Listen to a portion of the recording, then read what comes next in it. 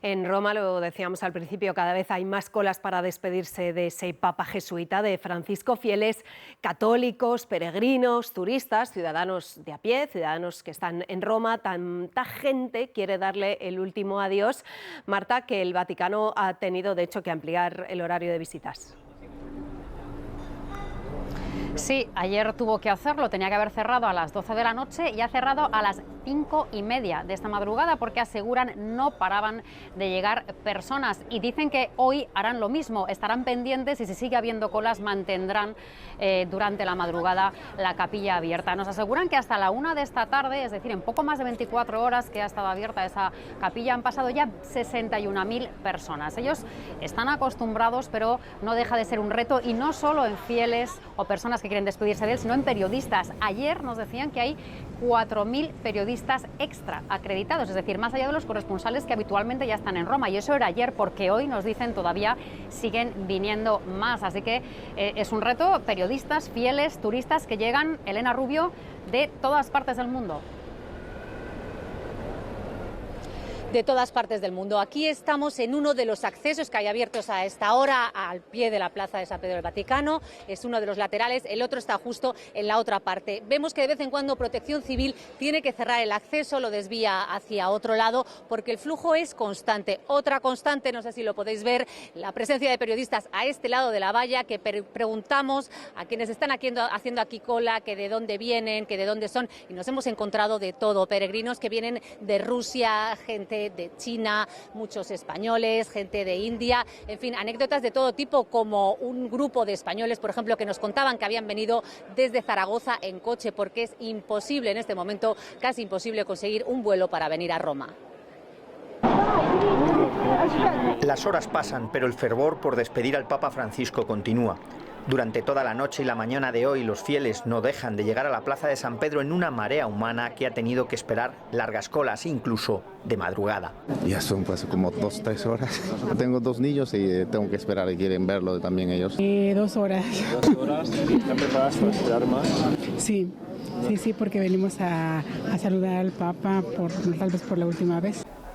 Son fieles de todo el mundo y a cada uno le mueve una razón diferente.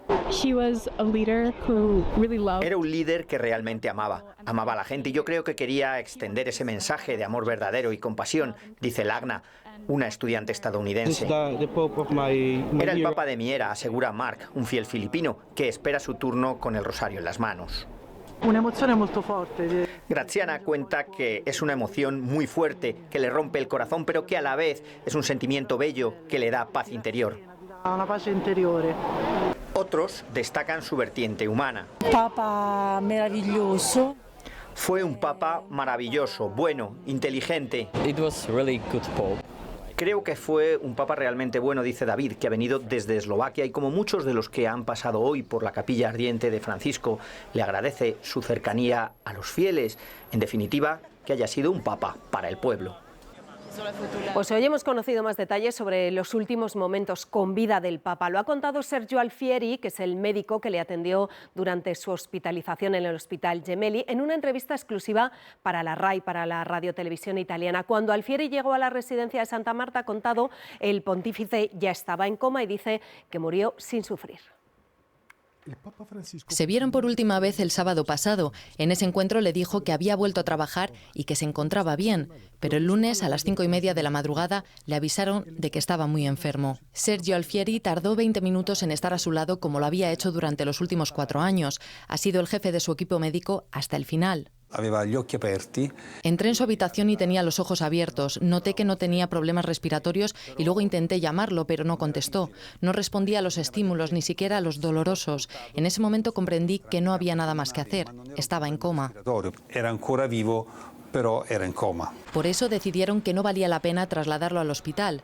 Además, quería morir en casa, él mismo lo decía. Alfieri también recuerda la voluntad de trabajar de Francisco en cuanto salió del hospital. Asegura que fue parte de su terapia. Es como si acercándose al final hubiera decidido hacer todo lo que tenía que hacer. Hace una última confesión. Antes de operar a Francisco por primera vez en 2021, bendijo sus manos. Un privilegio que asegura le acompañará siempre. En una iglesia dominada por hombres, Francisco dio importantes pasos para dar más poder a las mujeres. Algunas, las más críticas, creen que ha sido solo una gota en el océano. Otras, que aunque reconocen que queda mucho camino por delante, dicen que ese camino que inició Francisco ya es irreversible. Mujer laica y una de las pocas mujeres con poder en el Vaticano. María Lía Cervino fue elegida por Francisco para formar parte del dicasterio de los obispos, el núcleo de los nombramientos más importantes. Nunca hasta ahora había habido una mujer. Y algo así pasó también en el Consejo del Secretariado del Sínodo. Con una larga trayectoria en la Iglesia, Cervino sabe bien lo que está costando el acceso al poder de las mujeres católicas. El clericalismo y el machismo en la Iglesia, yo diría que existieron desde el primer momento, seguirán y ojalá que algún día lo podamos disminuir. Francisco nombró poco antes de morir a otras 2 mujeres en puestos clave del Vaticano. Falta que haya más mujeres bien capacitadas, por ejemplo, para la selección de los obispos, capacitadas en la diplomacia. Frente a otras ramas del cristianismo, la ordenación de mujeres es todavía un debate incipiente que el último sínodo apenas abrió. Desde la Asociación de Mujeres Católicas más importante, valoran el camino recorrido. El Papa ha hecho todo lo que ha podido. Ha estado durante todo su pontificado defendiendo, digamos, a las mujeres. Y confían también en que el siguiente Papa continúe un camino que, dicen, ya no puede tener vuelta atrás. Esa monja que ven en la imagen que se desmarca del resto es la hermana Geneviève, mientras los cardenales y los obispos desfilan ante el féretro del Papa sin detenerse más que unos instantes. Ella rompe el protocolo y ya lo ven, permanece varios minutos rezando ante el cadáver de Francisco. Y ese gesto, el gesto de Sor Geneviève, tiene un porqué, porque esa monja era amiga personal del Papa y además sobrina de otra religiosa desaparecida durante la dictadura argentina, que también era muy cercana a Bergoglio. Sor Geneviève vivía en una caravana y lleva más de 50 años ayudando a mujeres transexuales y a feriantes en las afueras de Roma, y hasta allí se ha ido un equipo de Televisión Española para conocer su historia. Alejada del bullicio de Roma, la localidad de Ostia también se ha contagiado de la euforia informativa que desata la muerte de Francisco. La razón está escrita en este buzón con letras apretujadas: Geneviève Jangro. Somos periodistas. Porque queremos saber más de la monja que no solo se saltó el protocolo del velatorio, sino también la moral tradicional de la Iglesia Católica al acercar al mismísimo Papa a minorías tan marginadas como los transexuales o las prostitutas. Bellísimo, bravísimo. Con tutti. Maravillosa con todos. Así es Geneviève, según su vecina Patricia. Otro vecino, Mauricio, nos enseña la que ha sido la casa de la monja durante décadas, una roulotte pequeña pero cuidada, una más entre las que ocupan los feriantes del parque de atracciones Luna Park de Ostia y que visitó hace unos años el propio Papa Francisco. Yo una mattina sono uscito di casa. Ho visto el Papa lì davanti. Salí a la puerta de mi casa y ahí estaba el Papa delante de mí, recuerda Mauricio. Don Giovanni es el párroco del barrio, amigo de Geneviève y socio en sus proyectos filántropos. Generalmente la acompañaba a las audiencias públicas con Francisco en el Vaticano. Se si è riuscito a fare questo perché la sua amicizia col Papa.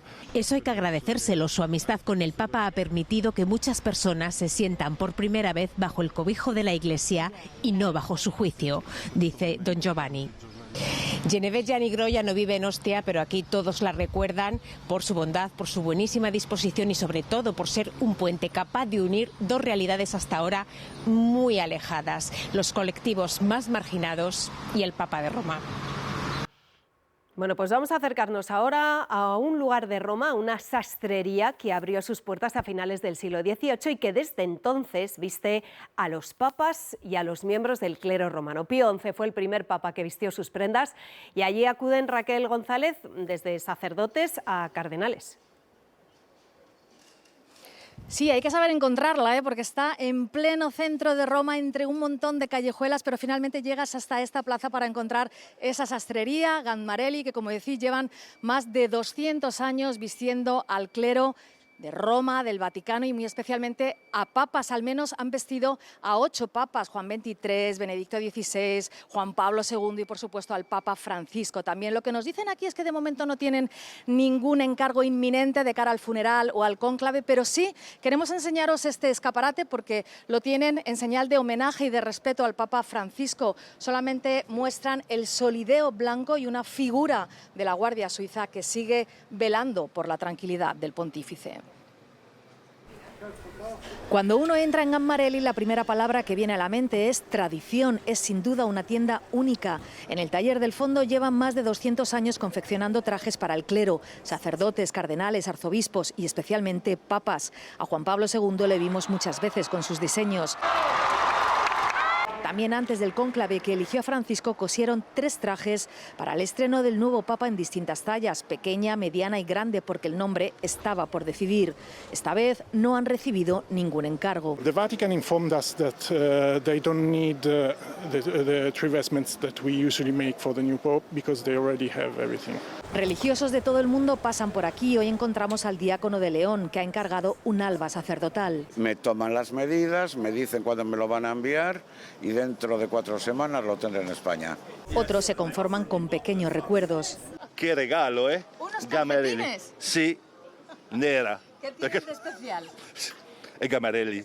Son 6 generaciones ya entre los eclesiásticos. Un hombre habla por sí solo. El sucesor de Francisco ya sabe dónde tiene una apuesta segura. Y a 11.000 kilómetros de esa tienda en Roma está otro lugar fundamental para entender la figura de Francisco, el barrio de Las Flores en Buenos Aires. En esta casa, señalada con esa placa, nació y creció el primer papa latinoamericano. Hoy hemos recorrido esas calles, las calles de ese barrio, y hemos hablado con sus vecinos. Calle Varela 268, letra A, barrio de Flores, en pleno centro de Buenos Aires. En esta casa nació en 1936 Jorge Mario, el mayor de los 5 hijos de la familia Bergoglio. Entonces, cuando su familia compró la casa, ¿no sabían que había pertenecido a la familia Bergoglio? ¿Cómo se enteraron? Bueno, cuando vinieron a poner la placa, un historiador y... Bueno. Fue en 2014 cuando un historiador confirmó que por este pasillo dio sus primeros pasos el Papa Francisco.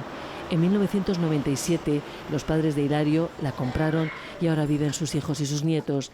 Desde entonces el piso ha sufrido numerosas reformas como la de ahora, por lo que no podemos entrar a rodar.